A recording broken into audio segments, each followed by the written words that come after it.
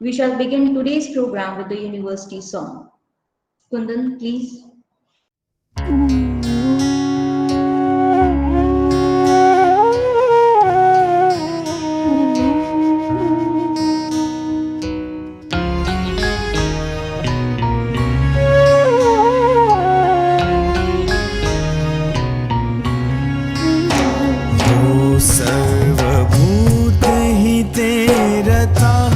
जीव सृष्टि सकल समाहिता सर्वभूत हिते रताः जीव सृष्टि सकल समाहिता ओ कामधेनु हि कल्पद्रुम कल्याण श्रेय समर्पिता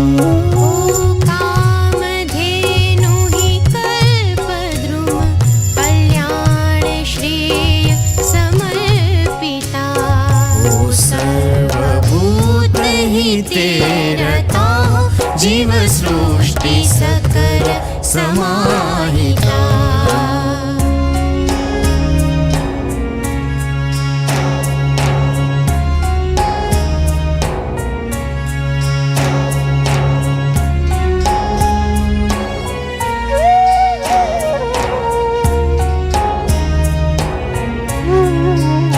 सब गाय के गोपाल हो पशुपति नहीं पशुपाल हो सब गाय के गोपाल हो पशुपति नहीं पशुपाल हो पालन संवर्धन प्रेम से हो वृद्धि बल आरोग्यता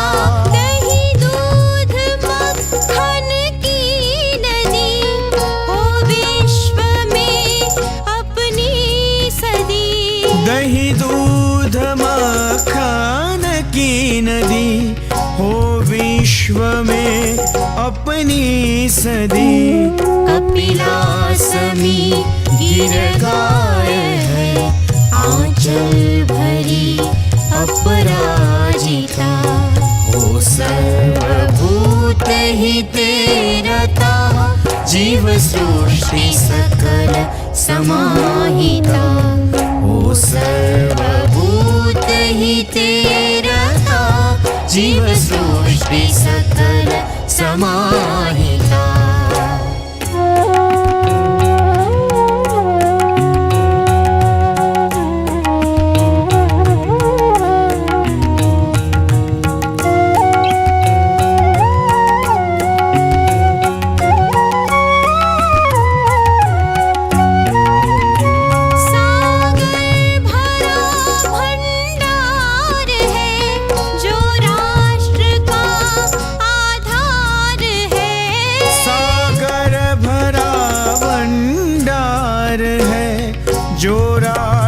का आधार है मछुआर मोती मत्स्य सब सौभाग्य की है संहिता सब कर्म में कौशल्य हो आलस्य को नाशल्य हो सब कर्म में कौशल्य हो आलस्य को नाशल्य हो और ना मनोदिर्बल हो तो ज्ञान की हो सुलभता हो सर्वभूत हिते रताः जीव सृष्टि सकल समाहिता हो सर्वभूत हिते रताः जीव सृष्टि सकल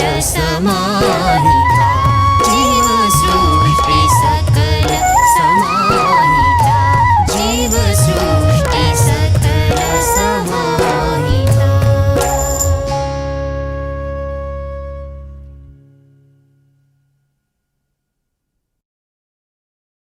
Now, I would request Dr. D. Shukla Sir, Principal and Dean, MIDFT, to deliver the welcome address. Please, sir.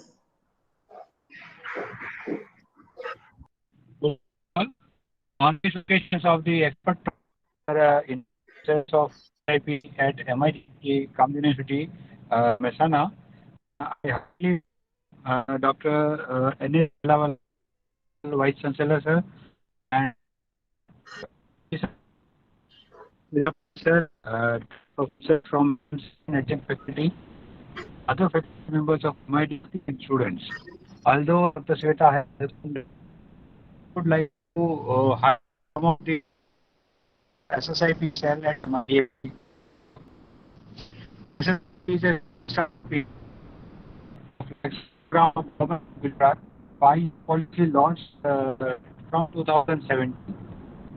The third phase of the grantee phase, MIT was selected from the Kamdenu University, and an MOU of rupees 5 lakhs was done for 5 years. That was the contribution of the 50% as per the police private institutions category. And would like to inform this was the only food institute under the grantee three phase under GST, and there were institutions. This program, this SSIP policy now about the extent till 16th January 2022, and that MOU program is still going on. Although the past 2 years are majorly washed out due to the COVID activities, major thrust activity in SSIP was to make the sensitized students regarding the development of ecosystem of entrepreneurs and getting some. This was as per the mandate and visions of our Honorable Prime Minister about making more kaushalya and innovation within the student, making giver other than of seeker. That we just tried to SSIP. We have seminars, food tech programs, and even the proof of concept. More than 15 different dairy products and food products using dairy as and health conscious as well as nutraceutical products developed by the teams of the students. One important aspect is that because today even the alumni of MITFT are also joined, showcase that as per the policy, so the SSIP 2 is coming up after January, end of this phase 1, and there is a provision that a student who is passed out from the university or an institute up to the 5 years from the passing year, he can again join to the institute for having its innovative idea and can develop some proof of concept and then can take it further for patent or IPR and then also startup. And for that, hand-holding is also given at the institutions. So this is a very important aspect, sir. And today we have Mr. Purvish Patel, who is an entrepreneur and working in a plastic industry, but he is now more about, he himself is an entrepreneur and startup mentor, and so that we organize this talk to sensitize most of our alumni as well as the present students and present scenario, because we have seen that under the COVID situation, though there were so many challenges, but the opportunity were also there because pan India, there were so many startups in healthcare, digital platform, digital educate, etc. have come up like anything. So this is also a very good chance that how, and most of the innovations are limited up to the lab level because we all are mostly technocrats and we are sound in developing technocrats, but converting it into startup is a bit difficult to the students as well as mentors and faculties. So that hand support or the ways and challenges that Mr. Purvis has been expertise in and has all the stakeholder support like from finance or sales or marketing or registering a company and etc. So I welcome Purvis sir also on this occasion and hope that during his talk more insight on all these aspects will be covered. Thank you, sir. We are very privileged and honored today to have with us Honorable Vice Chancellor, Kamdhenu University, Dr. N.H. Kelawala sir, whose invaluable guidance is cherished by all of us. We thank you, sir, for accepting our invitation and finding time to be with us for today's program. Sir, I request you to kindly give the introductory remarks for today's program and bless all of us with your words of wisdom. Please, sir.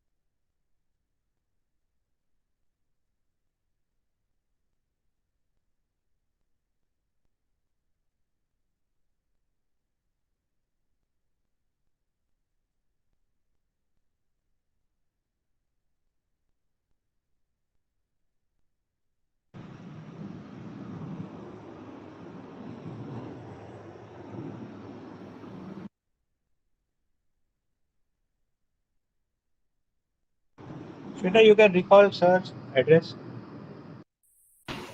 Okay, sir, I think so. We have lost connection with him. Yes. You can request again to sir. I got it. Okay. It was technology problem. Sorry. Sir, So, please. yeah. So Okay. MIDFT established innovation cell under student startup and innovation policy SSIP in July 2018 and organizing expert talks to sensitize the students regarding startup and entrepreneurship opportunity in dairy sector. On this occasion, Dr. D.S. Shukla, principal of MIDFT, Mr. Purvis Patel, founder HNS Solutions. I can see Dr. B.P. Sasar, ex-dean SMC College of Dairy Science, Anand, Dr. Punambai Parvajapati sir, faculty, Dr. Sweta Mudgil, SSIP coordinator from MIDFT, faculty members, and future entrepreneurs in the field of dairy sector. I can see as many as 70 students, present students, as well alumni, and it will not be any I can say emphasizing that they will be rather job giver rather than job seekers, so as to make Atmanirbhar Bharat as per the policy of our Honorable Prime Minister of India, Narendra Modi ji. As you very well know, India ranks first among world's milk producing nations since 1998 and has got largest bovine population in the world. Of the milk production in India, about 48% of the milk either consumed at the producer level or sold to non-producers in rural area. Whereas 52% of the milk is marketable surplus available for sale to urban consumers. Out of marketable surplus, it is estimated that about 40% of the milk sold is handled by organized sector and rest of the milk being sold by private sectors. It is estimated that the capacity created by private dairies in the last 20 years due to modernization, mechanization is better than some of the cooperative sectors. Private dairy processing units are functioning in all the states. The high concentration is in Uttar Pradesh, Maharashtra, Gujarat, and Tamil Nadu. For creating infrastructure for strengthening production of quality milk procurement, processing, and marketing of milk and milk products, the central government has been implemented several schemes like NPDD, NDP-1, Dairy Entrepreneurship Development Scheme, Dairy Processing and Infrastructure Development Fund, Animal Husbandry, Infrastructure Development Fund, etc. All these schemes not only improve the quality of dairy products in national market, but also improves the quality of dairy products in international market. India is the largest net exporter of dairy products, especially in Asia. The chief importers of dairy products are mainly developing countries, Bangladesh, United Arab Emirates, Nepal, and Bhutan. As per one national statistics in 2019, Total output of milk at current price is rupees 7,01,530 crore. And if you compare with two food grains, major food grains, that is paddy and wheat, it is more than paddy and wheat. I can say almost double than the paddy and wheat. The Indian dairy and animal husbandry sector, which currently contributes to around 4.2% of national GDP, emerged as a primary source of income for about 70 million rural households. Most of them are either lineless, small or marginal farmer, or it is estimated that almost 1.2 crore employment will be generated in next years to come. In the last few years, Government of India tries to promote youth not only for job seekers, but also job creator through successful entrepreneurship. As per one report I just read day before yesterday, that India is going to have 100 startups and market value is more than $1 billion. And in this, MeitY, Ministry of Electronics and Information Technology, and making some of the 300 startups, and they are going to give 40 lakh up to 40 lakhs initial money as well as guidance for the same. And with this, they are going to have Smruddhi, that is startup accelerator for MeitY products, information development and growth. Samruddha. So you can have that great opportunities for new startup or new business ventures. Dairy sector can start up and classify into few major areas like processing of milk products with value addition. We can know milk is a perishable item. It will be definitely of no use within couple of hours. So how best you can process the milk, and you can make paneer, you can make sweet. And nowadays there is a case to have nutritionally modified indigenous dairy products like low calorie dairy products, herbs, spice, fortified dairy. Even during Corona, we can find turmeric bleaching milk. You can go for this and you can have value-added products and you can earn money too. Unique flavor frozen dairy desserts like frozen yogurts, composite dairy foods like millet lassi, paisam, health promoting dairy products like omega-3 fortified ice cream and fortified milk, non-boiled milk, health promoting attributes, goat milk. Even you can sell sheep milk, camel milk, even donkey milk. You can know the price of donkey milk is almost 7,000 rupees per liter. And nowadays, even Amul has started selling or marketing camel milk. So you can have desi breed cattle milk or dairy products like Desi Gir cow. You can sell it at 80 rupees per liter. Even Desi Gir cow ghee, you can sell it at 1,200 to 1,400 rupees per kg. Milk products with special healthcare like low lactose milk or low protein milk can also be marketed. When you become entrepreneur, you can startup. Second thing is quality control aspect. Indian dairy market always face very tough challenge to maintain the quality of milk throughout the procurement and processing chain. Therefore, quick quality checking facilities are always a great demand for proper maintained product quality. This situation always opens the new opportunities for new dairy startups. For few examples, I can say Delmos India.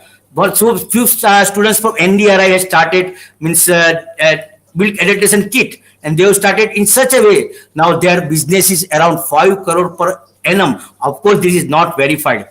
Third thing is packaging aspects. Packaging is proved a silent salesman of any product.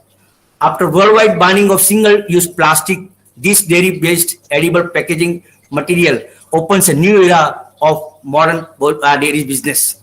Dairy-derived ingredients. In this recent pandemic time, it has been proved that milk-derived bioactive ingredients like lactoferrin, immunoglobulins, lactulose, etc. have been widely applied against viral disease. Therefore, new market has been established throughout the world for isolation and purification of these bioactive ingredients from milk for use of targeted disease therapy. Although in India, milk-derived bioactive components selling companies are very less, and you can think of it, you can start this business also.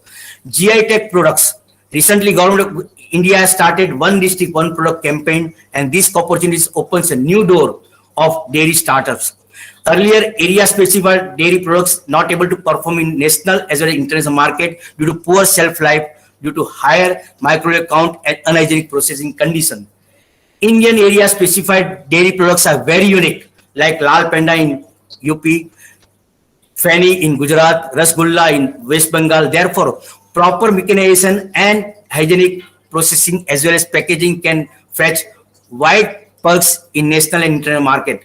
Therefore, this is encouraging youth to start new venture under one district, one product campaign too. Dairy processing equipments based on artificial intelligence has also unique market opportunity in this current era.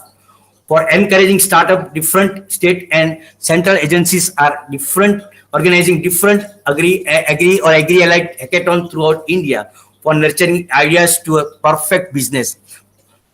The startups have become the missing link between the farmers, input dealers, wholesalers, retailers, and consumers, connecting each of them to each other and providing strong marketing linkages and quality produce on time.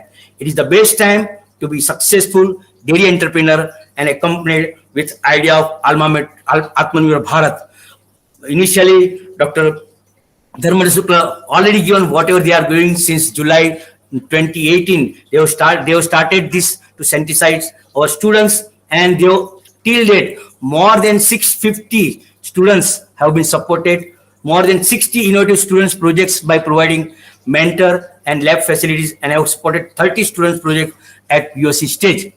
They can start with the flagship of Dudh Sagar Dairy programs by SSIP, such as Students Open Innovative Challenge, Gujarat Industrial Hackathon, Startup Runaway.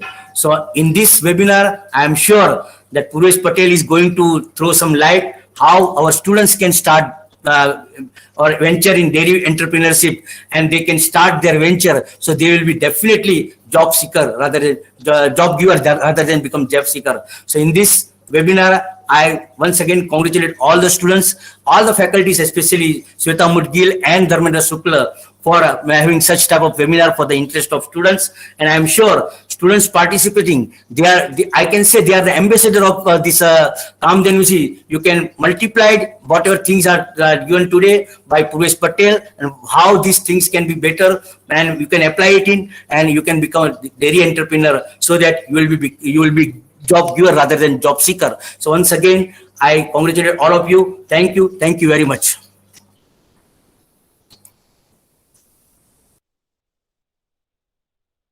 Sorry, my video was not working. Sorry, the technology problem.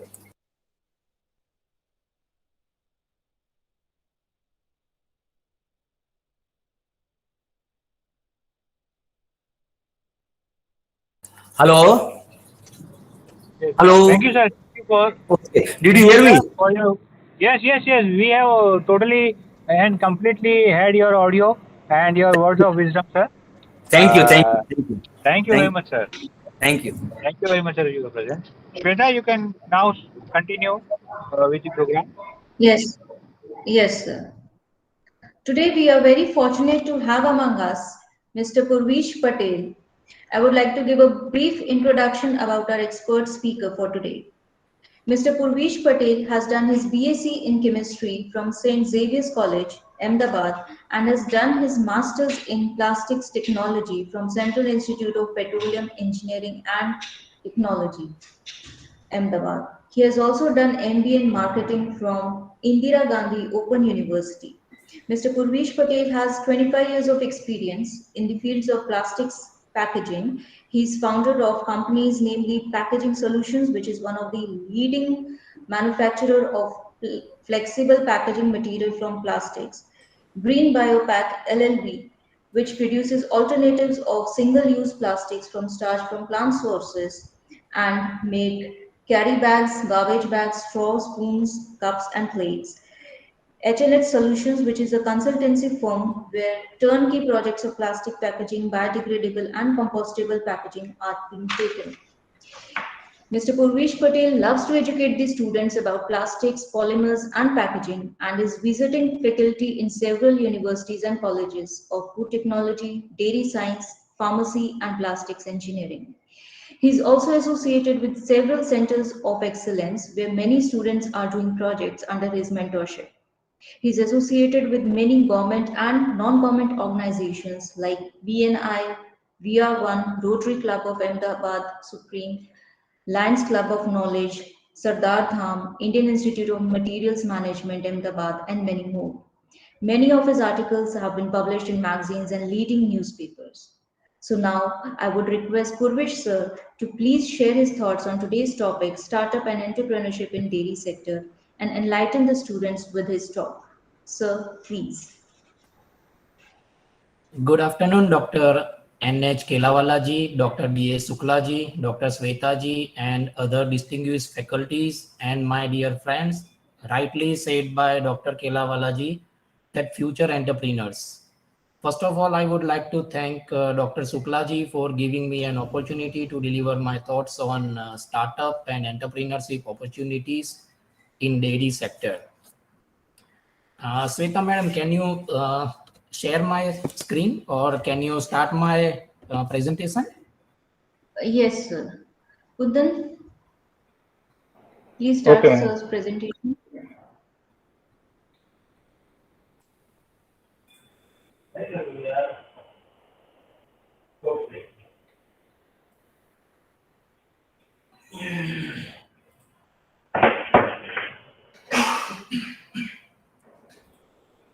Yeah, next slide. Next.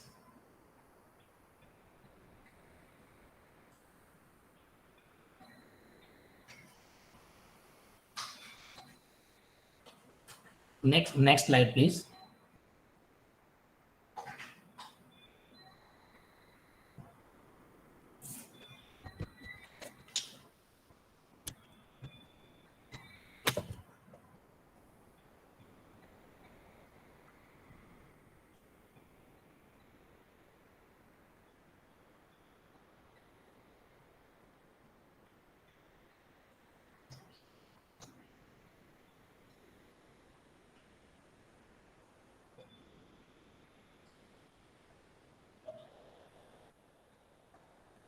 Okay, thank you. It is visible to all? Yes, sir. Yes, it is visible. Yes. कोई भी entrepreneur के लिए business plan या plan to start new business first step है. इसमें very important is product selection. Then the purpose, there should be purpose behind any product selection. Vision, कोई भी business में विजन इंपॉर्टेंट है क्योंकि वो ड्राइविंग फैक्टर्स है. मिशन डॉक्यूमेंटेड होना चाहिए. Then goal with purpose. Goal without purpose is no longer a goal, and goal is always should be specific, measurable, achievable, relevant, and time bound. Now, entrepreneurship is important as it has the ability to improve standard of living and create wealth not only for the entrepreneurs but also for related businesses. Entrepreneurs also help drive change with innovation where new and improved product enable new markets to be developed. Next slide, please. Plan के बाद में process आता है. The process to start new business. सबसे पहला process है आपको market research करना है to identify the industrial voids, pain areas in the market, gap in demand and supply, product availability in market, product qualities available in market, product price range क्या है, then supply chain management का scenario क्या है. उसके base पे product selection होता है. Product selection में रिसेंट डेवलपमेंट क्या है, नए ट्रेंड्स क्या है, नई रिक्वायरमेंट्स क्या होगी. जैसे केलावाला जी ने बताया, ऐसे पेंडेमिक के बाद में बहुत सारे प्रोडक्ट्स डेयरी सेगमेंट में भी डेवलप हुए हैं, जैसे टर्मरिक मिल्क उन्होंने बताया. ऐसे ही कोई भी नेचुरल कैलेमिटीज आती है या कोई ऑर्गन डिसऑर्डर्स के प्रॉब्लम्स ज़्यादा आने लगते हैं, डिजीजेस मार्केट में ज़्यादा फैल जाती है, तब ऑलवेज नई प्रोडक्ट के लिए, जैसे इम्यून बूस्टर हो, हेल्थ बूस्टर हो, ऐसी प्रोडक्ट के लिए एक बहुत बड़ी अपॉर्चुनिटी क्रिएट होती है. Product always should be environment friendly, cost effective. अगर वो प्रोडक्ट क्रिटिकल केयर पेशेंट को सपोर्ट करता हो या उसकी ट्रीटमेंट में वैल्यू एडिशन देता हो तो वो प्रोडक्ट सबसे बेस्ट है। प्रोडक्ट सिलेक्शन के बाद में product process and market viability study होनी चाहिए, जिसमें बहुत सारी एजेंसीज है, वो एजेंसी सपोर्ट करती है पोटेंशियल स्टडी करने के लिए। मार्केट में डिमांड क्या रहेगा, डिमांड अभी क्या है, 1 साल के बाद में क्या रहेगा, 2 साल के बाद में क्या रहेगा, 5 साल के बाद में डाउन द लाइन 10 ईयर्स के बाद में क्या डिमांड रहेगा, वो इवेल्युएट करके देता है। कंज्यूमर बेस क्या होना चाहिए, लोकल है, एक्सपोर्ट है, अपनी सिटी में है, अपने स्टेट में है, नेशनल लेवल पे रिक्वायरमेंट है। कंज्यूमर में जेंडर क्या हो, जेंडर स्पेसिफिक प्रोडक्ट है, एज ग्रुप स्पेसिफिक प्रोडक्ट है, वो फाइंड आउट करने में मार्केट वायबिलिटी स्टडी सपोर्ट करता है। कंपटीशन क्या होती है, कॉम्पिटिटर्स कौन है, कॉम्पिटिटर्स का मार्केट में शेयर क्या है, गैप क्या है, कॉम्पिटिटर्स की प्राइस क्या है, उसकी क्वालिटी क्या है, उससे बेटर या उससे बेस्ट प्रोडक्ट अपना कैसे लॉन्च कर सकते हैं, कॉम्पिटिटर्स का स्ट्रेटेजी क्या है, बिजनेस प्लान क्या है, वो आइडेंटिफाई करके देगा अपने को। आपके कॉम्पिटिटर कौन है वो जानना भी सबसे ज़्यादा जरूरी है। कोई भी बिजनेस लॉन्च करने से पहले या कोई भी प्रोडक्ट लॉन्च करने से पहले कॉम्पिटिटर के बारे में पता होना चाहिए, क्योंकि उसी के बेस पे स्ट्रेटेजी डिजाइन होता है। उसके बाद में स्टेप आता है evaluation of own strength and weakness, product development, R&D, आपकी स्ट्रेंथ या वीकनेस क्या है, प्रोडक्शन प्रोसेस, लीन मैन्युफैक्चरिंग, क्वालिटी एश्योरेंस है जिसमें raw material, process material, finish material हुआ, सेल्स एंड मार्केटिंग हुआ, ब्रांडिंग हुआ, supply chain management, administration, account, finance और फंड रेजिंग। आपकी स्ट्रेंथ इवेल्युएट करनी है आपको, उसके बेस पे प्रोडक्ट जस्टिफाई होगा। बाद में आपकी वीकनेस क्या है उसके ऊपर से टीम सिलेक्ट होगा। आपको टीम ऐसे सिलेक्ट करनी है जो आपकी वीकनेस है वो टीम मेंबर की स्ट्रेंथ होनी चाहिए, तभी जाके बेस्ट कॉम्बिनेशन बैठेगा। इवन कुछ केस में वी कैन डू कॉन्ट्रैक्ट और आउटसोर्स द टीम ऑल्सो। उसके बाद में जहाँ पे कमियां रह जाती है टीम मेंबर्स और आपके बीच में या आपके साथ में, वहाँ पे कंसल्टेंट की भूमिका बहुत इंपॉर्टेंट होती है, उनकी सर्विसेज ली जा सकती है। कंसल्टेंट आपको प्रोडक्ट प्रोसेस एनालिसिस में सपोर्ट करेगा, उसमें करेक्टिव एक्शन बताएगा, मार्केट एनालिसिस करके देगा, उसके हिसाब से प्रोडक्ट मॉडिफिकेशन करवाएगा, मार्केट में पेनिट्रेशन में स्ट्रेटेजी क्या होनी चाहिए, एग्जीक्यूशन कैसे करना है, प्रोसेस प्लान क्या होते हैं, एक्शन प्लान क्या होता है, रोड मैप क्या होता है, मॉडिफिकेशन कैसे कर सकते हैं एक्शन प्लान में, वो सारी चीजें एक कंसल्टेंट आपको गाइड करता है। Next slide please. कोई भी बैंक या फाइनेंशियल इंस्टीट्यूट को अप्रोच करने के लिए आपके पास में प्रोजेक्ट रिपोर्ट एंड मॉडलिंग होना जरूरी है। 2 टाइप के मॉडल्स होते हैं, एक है बिजनेस मॉडल एंड दूसरा है रेवेन्यू मॉडल। बिजनेस मॉडल में क्या इंक्लूड होता है, तो लैंड, लोकेशन कहाँ पे है, मार्केट से डिस्टेंस कितना है, आपके कंज्यूमर्स कौन है, उनसे कितना दूर है, बिल्डिंग कैसा है, RCC का है, प्रीफैब होना चाहिए, रेंटेड प्रीमाइसिस है, ओन प्रीमाइसिस है, रेंटेड प्रीमाइसिस है तो एग्रीमेंट ड्यूरेशन कितना है, रॉ मटेरियल कहाँ से आएगा, मशीनरी कैसी होनी चाहिए, प्रोसेस कैसी होगी, टीम मेंबर्स कौन है, उनका एजुकेशन बैकग्राउंड क्या है, आपके प्रोडक्ट का USP क्या है, आपका स्ट्रेंथ और वीकनेस क्या है, मार्केट में अपॉर्चुनिटीज और थ्रेट्स क्या है, कॉम्पिटिटर कौन है, प्रोजेक्शन ऑफ मार्केट पोटेंशियल क्या है, ये सारी चीजें बिजनेस मॉडल में इंक्लूड होती है जो बैंक या फाइनेंशियल इंस्टीट्यूशन इसको इवेल्युएट करता है। Then on the other side revenue model है जिसमें परचेस क्रेडिट कितनी है, सेल्स क्रेडिट कितनी है, प्रोडक्शन कॉस्ट कितनी है, फिक्स एंड वेरिएबल कॉस्ट कितनी है, फिक्स कॉस्ट में power, machinery, maintenance, freights, labour कितना है, कितने प्रोडक्शन पे ब्रेक इवन आएगा, प्रॉफिट और अर्निंग क्या रहेगा, एक्सपेंडिचर क्या होगा, पैसा कहाँ से आएगा, कहाँ पे जाएगा, रेशियो एनालिसिस क्या है जिसमें capex versus utilisation, profit versus earning, ऐसे डिफरेंट रेशियोज होते हैं, कॉस्ट एनालिसिस क्या है, रिटर्न ऑन इन्वेस्टमेंट क्या होगा, CMA डेटा और प्रोजेक्टेड रिपोर्ट क्या रहेगा, रेट ऑफ इंटरेस्ट क्या रहेगा।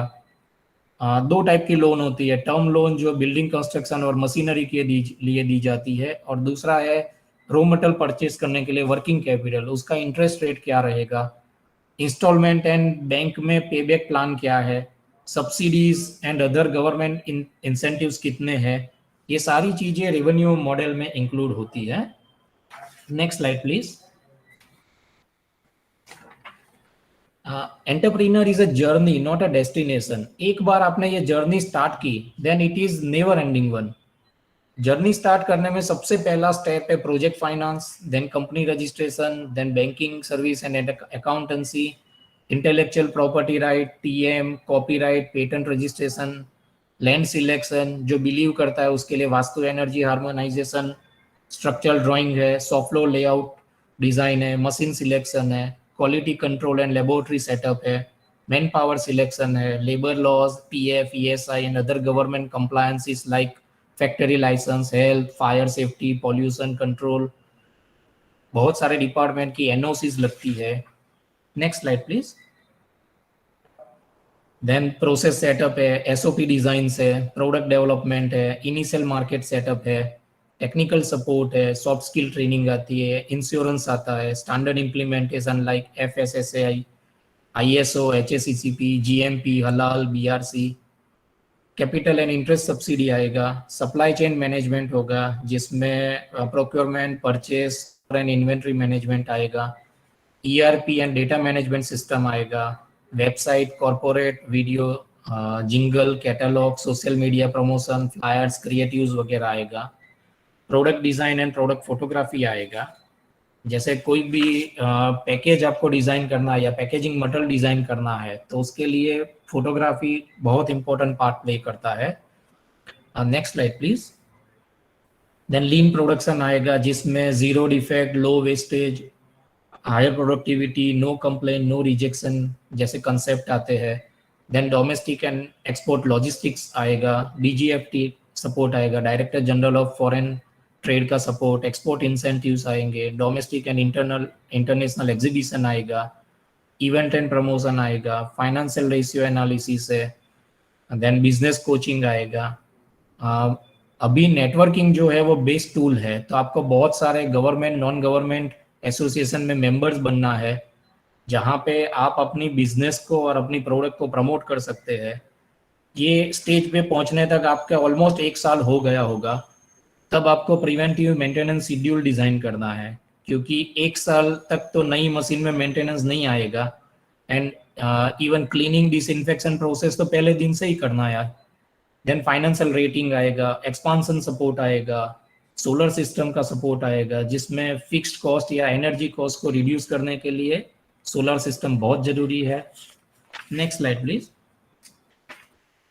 कोई भी कंपनी एज ए एंटरप्रेन्योर आप जब भी स्टार्टअप करोगे तो उसमें बहुत सारे डिपार्टमेंट आएंगे, जैसे अकाउंट एंड फाइनेंस है, सेल्स एंड मार्केटिंग है, स्टोर एंड परचेज है, प्रोडक्शन है, क्वालिटी एश्योरेंस है। उसके बीच में इंटीग्रिटी बहुत जरूरी है और एंटरप्रेन्योर एक लीडर होता है और उसको इतने सारे डिपार्टमेंट के बीच में हार्मनी मेंटेन हो, सारे एम्प्लॉय एक टीम के हिसाब से काम करे, कॉन्फ्लिक्ट ना हो, रिलेशनशिप बनी रहे और ग्रोथ होता रहे, वो देखना जरूरी है और उसके लिए ही उसको काम करना चाहिए। Next slide please. कोई भी एंटरप्रेन्योर के लिए सबसे बड़ी चैलेंज है प्रोजेक्ट फाइनेंस। पैसा या फंड कहाँ से आएगा? आपको बहुत जगह से फंड या फाइनेंस मिल सकता है, जैसे बैंक है, नॉन बैंकिंग फाइनेंशियल कॉर्पोरेशन है, startup and innovation scheme make in India के अंडर में चलता है, CGTMSE है, prime minister employment generation fund है, वुमेन एम्पावरमेंट है।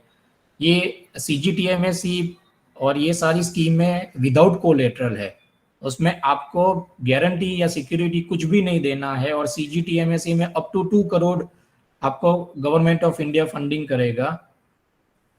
इसमें 25% आपको निकालना है, 75% बैंक देगा, लेकिन सबसे best fund venture capitalist, angel investor से आएगा जो आपके आइडिया के ऊपर, आपके इनोवेशन के ऊपर, आपके रिसर्च के ऊपर इन्वेस्टमेंट करेंगे। इवन जो हाई नेट वर्थ इंडिविजुअल होते हैं, HNI जिसको बोलते हैं, वो भी आपके ऊपर इन्वेस्टमेंट कर सकते हैं, आपकी प्रोडक्ट के ऊपर इन्वेस्टमेंट कर सकते हैं। NRI इन्वेस्टर भी एक अच्छा ऑप्शन है, उसमें भी आपको कुछ भी फंड नहीं निकालना है, वो ही सारा इन्वेस्टमेंट करेंगे।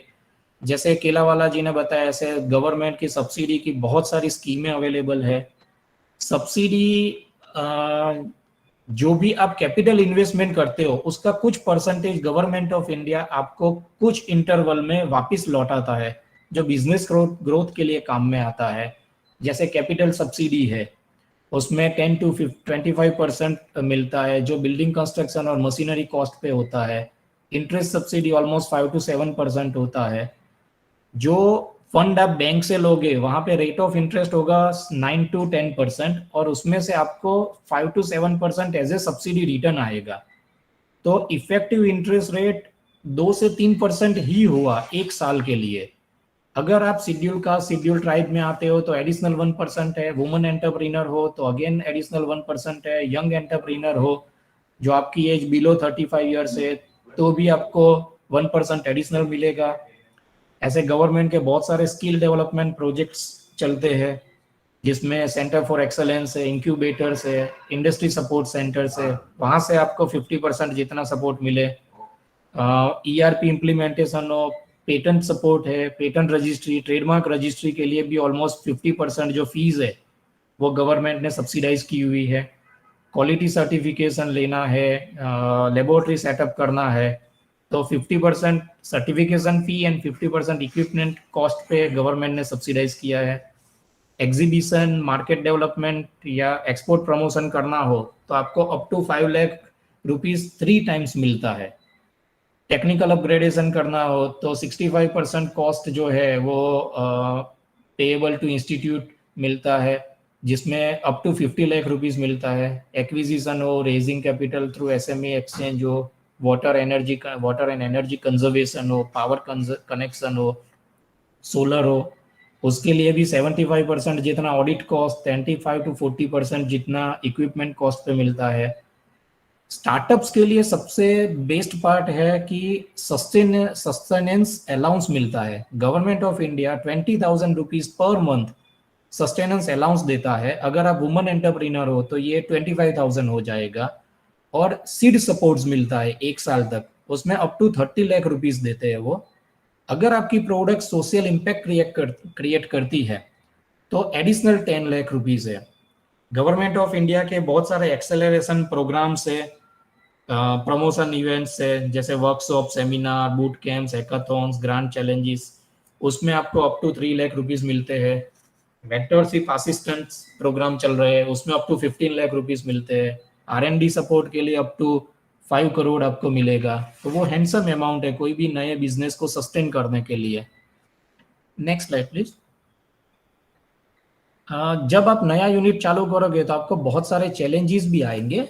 अगर उसको डिपार्टमेंट वाइज देखे तो सेल्स एंड मार्केटिंग में अर्जेंसी ऑफ कस्टमर हमेशा अर्जेंसी करेगा, जिसमें होलसेलर हुआ, C&F हुआ, डिस्ट्रीब्यूटर हुआ या कस्टमर, वो अर्जेंसी करता रहेगा। हायर प्रोडक्ट कॉस्ट आएगा, कंपटीशन होगा, इसमें कंपटीशन का कुछ शेयर होगा, उसका क्वालिटी कुछ होगा, उसका प्राइस कुछ होगा। या तो अपने को उससे सुपीरियर प्राइस देना है या सुपीरियर क्वालिटी देना है या मैच करना है, या सप्लाई चेन मैनेजमेंट का मैकेनिज्म में डिफरेंट होगा। साल में कुछ वक्त ऐसा भी आएगा जब प्रोडक्ट का डिमांड लो हो जाएगा, मार्केटिंग एक्सपेंस ज़्यादा रहेंगे, सेल्समैन हुआ, उसका सैलरी हुआ, कन्वेंस एक्सपेंसेस हुए, ब्रांडिंग प्रमोशन के एक्सपेंसेस हुए, कस्टमर का हायर क्रेडिट होगा, हायर पेमेंट साइकिल होगा। ये सारे चैलेंज आते रहेंगे। और सप्लाई चेन मैनेजमेंट में जो किसी भी कंपनी के लिए प्रॉफिट सेंटर है वो उसमें प्रोक्योरमेंट, परचेज, स्टोर वगैरह डिपार्टमेंट आते हैं। उसमें इन्वेंट्री कंट्रोल है जो सबसे बड़ा चैलेंज है। कुछ डेड इन्वेंट्री होगी, डेड स्टॉक होगा, स्लो और नॉन मूविंग रॉ मटेरियल्स होंगे, प्रोसेस मटेरियल्स होंगे, ओवर प्रोडक्शन होगा, ओवर स्टॉक होगा, स्पेस कंस्ट्रेन आएगा, नॉन कन्फर्मेंस आएगा रॉ मटेरियल का, प्रोसेस मटेरियल का, सप्लायर का हाई लीड टाइम रहेगा, ज़्यादा ट्रांसपोर्टेशन टाइम होगा, ट्रांसपोर्टेशन कॉस्ट ज़्यादा होगा, मल्टीपल सप्लायर्स होंगे जिसमें सिलेक्शन करना रहेगा, वेंडर ऑडिट होगा। जैसे प्रोडक्शन की बात करते हैं तो प्रोडक्शन का खुद का एक साइकिल होता है जिसमें रॉ मटेरियल का भी बहुत बड़ा पार्ट होता है। Raw material lead time, production lead time को चेंज करता है, डिफेक्ट एंड वेस्टेज जनरेट होगा, इंटरनल एंड एक्सटर्नल कंप्लेंट्स होगी, रीवर्क होगा, रिजेक्शंस होंगे, हायर डाउन टाइम होगा। लोअर प्रोडक्टिविटी होगी, हायर प्रोडक्शन कॉस्ट होगा, लेबर इश्यूज है, डेटा मैनेजमेंट सिस्टम वीक होगा, काउंटर सैंपल या तो अवेलेबल ही नहीं है या लास्ट टाइम के प्रोसेस पैरामीटर अवेलेबल नहीं है, सो ट्रायल एंड एरर करना पड़ेगा। ऐसे सारे चैलेंजेस प्रोडक्शन में भी आते रहते हैं। क्वालिटी एश्योरेंस में सेल्फ स्टैंडर्डाइजेशन करना पड़ेगा, क्योंकि बहुत सारी प्रोडक्ट के स्टैंडर्ड्स अवेलेबल नहीं होते हैं, तो या तो कॉम्पिटिटर के सैंपल को मैच करना है या अपना खुद का ट्रायल एंड एरर करके सैंपल डेवलप करना है। नॉन कन्फर्मेंस आएगा raw material, process material, finish material का। अदर डिपार्टमेंट मैनेजमेंट से कभी कभार सपोर्ट नहीं मिलेगा, ऑलवेज ऐसा लगेगा कि ओवरलोड काम चल रहा है। ये सारी चैलेंजेस डे टू डे आपके लाइफ में आती रहेगी अगर आप एंटरप्रेन्योरशिप जर्नी स्टार्ट करते हो। जिससे भागना नहीं है, उसको फेस करना है और एक सस्टेनेबल सॉल्यूशन लाना है, क्योंकि जितनी भी चैलेंजेस आएगी वो एक नई अपॉर्चुनिटी क्रिएट करेगी और उस अपॉर्चुनिटी को अपने को ग्रैब करना है। Next slide please. ये इतनी सारी चैलेंजेस थी, तो उसको ओवरकम करने के लिए बहुत सिंपलेस्ट वे है, बहुत सिंपल तरीके है। जो सबसे बेस्ट पार्ट क्या है कि आजकल इंडस्ट्री में बहुत सारी सर्विसेज ऐसी अवेलेबल है जो आपको एकदम अफोर्डेबल रेट में, या तो जिसके लिए कोई कॉस्ट नहीं है। बहुत सारे लोगों को इंडस्ट्री ने बहुत कुछ दिया होता है, तो एक स्टेज पे आने के बाद में वो इंडस्ट्री को वापस देते हैं। उसके लिए ये सारी सर्विसेज फ्री में भी देते हैं वो। जैसे गाइडेंस हुआ, तो आपके एकेडमिक फैकल्टीज जो है वो आपको प्रोडक्ट सिलेक्ट करने के लिए, जो प्रोडक्ट सस्टेनेबल हो, प्रोसेस सस्टेनेबल हो, रॉ मटेरियल सस्टेनेबल हो, उसके लिए सपोर्ट कर सकते हैं। मेंटोरशिप में इंडस्ट्री एक्सपर्ट होते हैं जो आपको viability study, market potential analysis के लिए सपोर्ट करते हैं। उसमें अगर आपको कहीं ड्रॉबैक्स आता है तो आपकी प्रोडक्ट को या आपके प्रोसेस को मॉडिफाई करके वो सस्टेनेबल करने के लिए सपोर्ट करते हैं। काउंसलिंग होता है जिसमें इंडस्ट्री प्रोफेशनल है वो सेल्फ डेवलपमेंट के लिए आपको सपोर्ट करेंगे, कॉम्पिटिटिवनेस क्रिएट करने के लिए सपोर्ट करेंगे, प्रोडक्ट को लो कॉस्ट पे ज़्यादा क्वालिटी या एट पार क्वालिटी में कैसे बनाए उसके लिए आपको सपोर्ट करेंगे, प्रोसेस ऑप्टिमाइजेशन के लिए सपोर्ट करेंगे जिसमें डाउन टाइम कम होगा, प्रोडक्टिविटी टाइम हायर रहेगा, एनर्जी जो कंजम्पशन है वो लोअर हो जाएगा। कंसल्टेंसी में बहुत सारी गवर्नमेंट की एजेंसी से, इंस्टीट्यूट से, बहुत सारे फ्रीलांस कंसल्टेंट्स है जो प्रोसेस सेटअप और प्रोसेस ऑप्टिमाइजेशन के लिए सपोर्ट करेंगे। ट्रेनिंग में soft skill, hard skill, life skill training की आपको ज़रूरत पड़ेगी। Even not only you but आपके जो भी एम्प्लॉय है उनको भी सर्टेन फ्रीक्वेंसी पे ज़रूर पड़ेगी, क्योंकि ये जब सेटबैक आएगा कोई भी, या प्रोडक्ट फेल होगा या रिजेक्शन आएगा, तब मोटिवेशन के लिए, इंस्पिरेशन के लिए सॉफ्ट स्किल ट्रेनिंग की ज़रूरत पड़ती है। वो बहुत सारे ट्रेनर्स अवेलेबल है। कोचिंग में बिजनेस कोच है जो आपको स्ट्रेटेजी डिज़ाइन करने में, इवेल्युएट करने में, स्ट्रेटेजी एग्जीक्यूट करने में, एक्शन प्लान डिज़ाइन करने में, रोड मैप कंसिडर करने में, डाइवर्सिफिकेशन, सर्टेन स्टेज के बाद में आपको डाइवर्सिफिकेशन भी करना पड़ेगा, बहुत सारी प्रोडक्ट आपके बास्केट में ऐड भी करनी पड़ेगी, उसके लिए इन्वेस्टमेंट प्लान क्या रहेगा उसमें आपको सपोर्ट करेंगे। सो कुल मिला के अगर आप ये सर्विसेज लेते हो तो आपका रिस्क मिटिगेट हो जाता है और अच्छा ग्रोथ होता है। Next slide please. ये सबसे इम्पोर्टेंट है। केलावाला साहब ने तो बहुत सारे एरियाज बताए जहाँ पे पोटेंशियल है एज ए डेयरी स्टूडेंट आपको, जैसे टर्मरिक मिल्क बताया, हेल्थ प्रमोटिंग डेयरी प्रोडक्ट्स बताए, लो लैक्टोज मिल्क है, प्रोटीन मिल्क है, क्वालिटी प्रोडक्ट है, क्वालिटी प्रोडक्ट के क्वालिटी चेकिंग के फैसिलिटीज जो स्पॉन्टेनियस हो, लो बजट में हो सकता है, डिजीज थेरेपीज प्रोडक्ट है, dairy product regulation authority related जो चैलेंजेस है उसमें आप कुछ नया इनोवेट कर सकते हो। क्विक एडल्ट्रेशन किट उन्होंने बताया, पैकेजिंग के बारे में बताया कि packaging is silence promoter of the product. तो इसमें जो भी है डेयरी सेक्टर में waste dairy product, diagnosis, dairy farm जैसे एरियाज में बहुत सारी अपॉर्चुनिटीज, एम्पल ऑफ अपॉर्चुनिटीज है। एज ए डेयरी फ्रेटर्निटी आपको अपना नजरिया थोड़ा सा बदलना पड़ेगा। We have to consider the waste as a new resources, और उसमें से अगर कोई वैल्यू एडेड प्रोडक्ट बनाएंगे तो उससे बहुत ज़्यादा बेनिफिट होगा। जैसे एक सिंपल सा एग्जांपल है कि काऊ डंग से पेंट बनता है, ऐसे ही गौमूत्र से बहुत सारी प्रोडक्ट्स बनती है।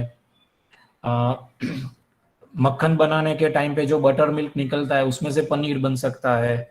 अगर उसी में फ्लेवर ऐड करते हैं तो आजकल एक कंपनी है जिसने उसमें उसको ड्रिंकिंग योगर्ट नाम दिया है और उससे वो ब्रांडिंग कर रहा है। तो ऐसे वेस्ट में से जो वैल्यू एडेड प्रोडक्ट बने, तो जो यूनिट आप चालू करोगे एज ए एंटरप्रेन्योर वो सेल्फ सस्टेनेबल मोड पे अपने आप आ जाएगा। उसके बाद में डेयरी फार्म्स है। डेयरी फार्म्स में ऑटोमेशन के ऊपर काम कर सकते हैं, क्योंकि नॉर्मली अपने यहाँ जितने भी डेयरी फार्म्स है उसमें से मैक्सिमम अनऑर्गेनाइज है। उसमें बहुत सारी अपॉर्चुनिटीज है, अगर आप उसको ऑर्गेनाइज करने के लिए कुछ मैकेनिज्म डेवलप करें तो बेस्ट रहेगा। सिस्टम बना के आप सिस्टम इम्प्लीमेंट कर सकते हो, वैल्यू एडिशन क्रिएट कर सकते हो, फार्म को सेल्फ सस्टेनेबल कैसे बनाया जा सकता है उसके ऊपर काम कर सकते हो। मिल्क है, पेरिसेबल गुड्स है, उसको इमीडिएट एट साइट पे लो कॉस्ट में आप कैसे कूलिंग कंडीशन में ला सकते हो। Easy and affordable disinfection solution कैसे बना सकते हो, उससे कैंस है या बॉटल है या कंटेनर्स को कैसे डिसइंफेक्ट या स्टरिलाइज किया जा सकता है। कैसे डेयरी प्रोडक्ट के डिस्ट्रीब्यूशन में, जैसे केला वाला साहब ने बताया, आप इंटरनेट का, टेक्नोलॉजी का, internet on things, artificial intelligence का कैसे यूज कर सकते हो। मिल्क एंड मिल्क प्रोडक्ट को लो कॉस्ट में कैसे प्रिजर्व कर सकते हो। सस्टेनेबल स्टोरेज डिजाइन कैसा होना चाहिए, वहाँ कहाँ पे चैलेंजेस है, कहाँ पे पेन एरियाज है, उसको आइडेंटिफाई करके एक अच्छा इकोसिस्टम बिल्ड कर सकते हो। सस्टेनेबल ट्रांसपोर्टेशन कैसा हो सकता है उसके ऊपर काम कर सकते हो। ऐसे बहुत सारे एरियाज है जिसमें आप इजीली काम कर सकते हो और बहुत सारे गवर्नमेंट के बेनिफिट्स भी उसमें आपको मिलेंगे। प्रोडक्ट डिजाइन की बात अगर करते हैं तो इनोवेटिव डेयरी प्रोडक्ट ऑलवेज सबसे एक्सलेंट आइडिया है। जो पनीर की बात की साहब ने, उसमें प्रोटीन का रिच सोर्स है, उसमें चॉकलेट या ऐसा कोई फ्लेवर ऐड करेंगे तो बच्चों के लिए कंज्यूम करना इजी हो जाएगा और उनके लिए अभी वो ग्रोथ में बूस्ट करेगा। एनर्जी ड्रिंक है, प्रोबायोटिक प्रीबायोटिक प्रोडक्ट्स है। जो ऑर्गन डिसऑर्डर्स है या डायबिटिक रिवर्सल है, थायराइड रिवर्सल है, नेफ्रो रिवर्सल है, कार्डियक प्रॉब्लम्स है, उसके लिए आप जो डिजीज थेरापी प्रोडक्ट कैसे डेवलप कर सकते हो, उसको लो कॉस्ट में अफोर्डेबल वे में कैसे अवेल कर सकते हो, इजी वे में कैसे डिस्ट्रीब्यूट कर सकते हो। Milk is best carrier for any biomolecule. तो न्यूट्रासूटिकल प्रोडक्ट जो स्ट्रेस रिलीव कर सकता है, स्लीप डिसऑर्डर का सॉल्यूशन ला सकता है या कोई अदर ऑर्गन डिसऑर्डर को क्योर कर सकता है, ऐसे प्रोडक्ट डेवलप करके उसका ब्रांडिंग एंड प्रमोशन करके मार्केट में अगर आप उसको लॉन्च करोगे तो हो सकता है कि कुछ समय के मेहनत और एफर्ट के बाद में वो एक यूनिक प्रोडक्ट हो सकता है। क्योंकि आजकल बच्चों में कॉरपोरेट कल्चर में बहुत जगह पे हाई लेवल का स्ट्रेस है। उस स्ट्रेस को मिटिगेट करने के लिए या उसको क्योर करने के लिए, हील करने के लिए आप न्यूट्रासूटिकल प्रोडक्ट को मिल्क के साथ में कॉम्बिनेशन कर सकते हो। देन अगर एनालिटिकल लैब या डायग्नोसिस की बात करते हैं तो एक ऐसी फैसिलिटी क्रिएट करनी चाहिए जो लो कॉस्ट हो, फास्ट हो, एट साइट रिजल्ट मिले, रिपोर्ट इमीडिएट मिले और उसके कारण लाइन ऑफ एक्शन है या जो करेक्टिव एक्शन है उसको एकदम फास्ट वे में अपना इम्प्लीमेंट कर सकते हैं। जिससे जैसे मिल्क एडल्ट्रेशन हुआ तो सोया प्रोटीन या अदर प्रोडक्ट जो मिल्क में डालते हैं उसको स्पॉट पे कैसे चेक कर सकते हैं, कैसे आइडेंटिफाई कर सकते हैं कितने परसेंटेज में ऐड हुआ है, वो हेल्थ के लिए बेनिफिशियल है या नहीं है, वो इमीडिएट कैसे चेक कर सकते हैं, उसकी आप सिस्टम बना सकते हो, मेथड डिजाइन कर सकते हो। कैटल फीड है जो मिल्क में जो माइक्रो मैक्रो न्यूट्रिशन है, बायोटा है, उसको इजी वे में लो कॉस्ट में फास्ट एट साइट कैसे आइडेंटिफाई करे और कैटल फीड को कैसे मॉडिफाई करे जिससे मिल्क में माइक्रो एंड मैक्रो न्यूट्रिएंट्स का जो लेवल है वो मेंटेन हो। ऐसे कोई एक मेथड आप डेवलप कर सकते हो। कैटल की हेल्थ बहुत इंपॉर्टेंट पार्ट प्ले करता है, जिसमें उसके यूरिन से या सलाइवा के सैंपल से एबनॉर्मलिटी कैसे फाइंड आउट कर सकते हैं, उसके हेल्थ को कैसे डायग्नोसिस कर सकते हैं और उसको कैसे बेनिफिट हो, ऐसा फीड या मेडिकेशन कैसे प्रोवाइड कर सकते हैं।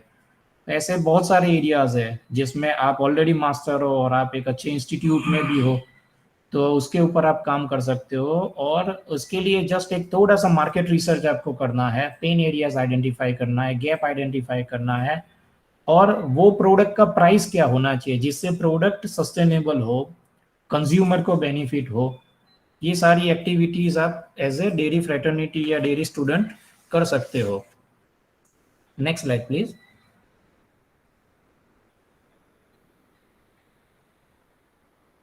Next slide please. अगर आप कंसल्टेंट या इंडस्ट्री एक्सपर्ट का आप सपोर्ट लोगे तो चैलेंजेस तो आपको बहुत आएंगे, वो पार्ट है एंटरप्रेन्योरशिप जर्नी का।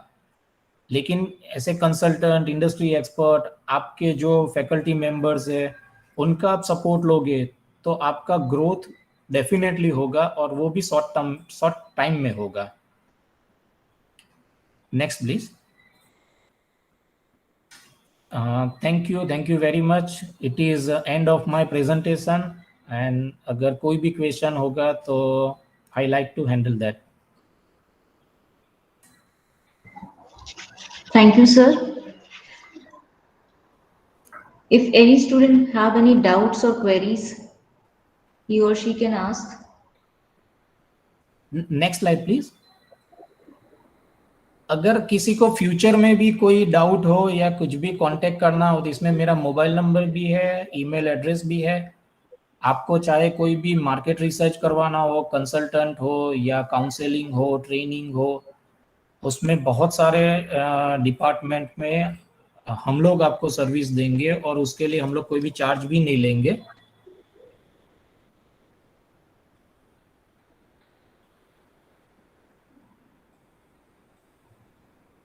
Okay. Thank you, sir, for such an enlightening talk, and I'm sure it would have been very beneficial for our students, and many of them would have been now motivated to think into this direction, that is from idea to enterprise. And I would like to share that MIDFT is also working in this direction under the SSIP mandate. And in near times, MIDFT will definitely churn some good startup projects from our institute. And in this, we would need your services. So in that case, we are surely going to contact you for expertise. Definitely. Thank you, sir. No program is complete without expressing our gratitude. So I, Dr. Shweta Mudgil, SSIP Coordinator, MIDFT, would like to take this opportunity to propose vote of thanks. We are extremely thankful to Honorable Vice Chancellor, Kamdhenu University, Professor N.H. Kelawala sir, for his kind presence for the function in spite of his busy schedule. I thank you, sir, for accepting our invitation and sparing time for today's program and blessing all of us. I express my heartfelt gratitude to Mr. Purvish Patel sir for accepting our invitation to be the expert speaker for today's event and delivering a very informative talk today, which will be very beneficial for our students. Thank you, sir. I'm thankful to Dr. D.A. Shukla sir for his support and guidance for today's event.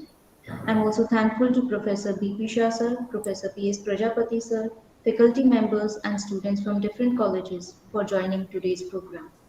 Thank you all. Have a great evening ahead. Thank you. Thank you all. Thank you. Thank you. Sir.